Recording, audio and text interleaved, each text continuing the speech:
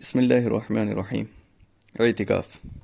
اعتکاف کے متعلق یہاں جن مسائل کو پیش کیا جا رہا ہے ان کا تعلق صرف رمضان کے آخری عشرہ کے اعتکاف سے ہے، جس کو اعتکاف مسنونہ کہتے ہیں۔ اعتکاف واجب و نفل کے مسائل پر یہاں بحث مقصود نہیں ہے۔ تو آئیے چلتے ہیں۔ آج کل بہت سے شہروں میں مسجدیں 2-2 3-3 منزلہ بھی بننے لگی ہیں، اور ممکن ہے کہ آگے چل کر ان منزلوں میں اور اضافہ و ترقی ہو۔ اس صورت میں یہ سوال پیدا ہوتا ہے کہ پہلی منزل یا دوسری منزل پر اعتکاف کرنا صحیح ہوگا یا نہیں، جبکہ پہلی دوسری منزلوں میں 5 وقتہ نماز نہیں ہوتی، بلکہ وہاں صرف جمعہ یا رمضان کے بعض راتوں میں نماز پڑھی جاتی ہے۔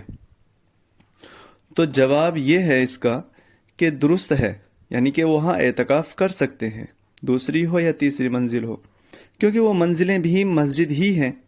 علماء نے لکھا ہے کہ ایک جگہ جب مسجد بن گئی تو وہ جگہ تحیۃ الصلاۃ سے آسمان تک مسجد ہی ہے۔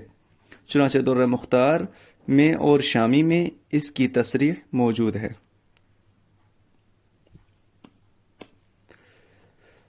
اور موجودہ صورتحال میں اوپر کی منزلیں اسی کی نیت سے بنائی جاتی ہیں کہ وہاں نماز پڑھی جائے، لہذا اس کے مسجد ہونے میں شبہ نہیں۔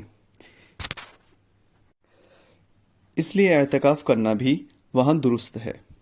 اس سلسلے میں یہ سوال بھی پیش آتا ہے کہ نیچے کے حصے میں اعتکاف کرنے والا اگر پہلی یا دوسری منزل پر گیا تو اس کا اعتکاف باقی ہے یا نہیں؟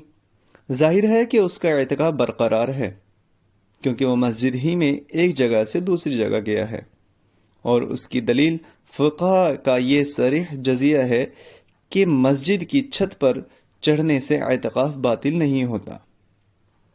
اس کا جواب شامی میں ہے، سماعت فرمائیں۔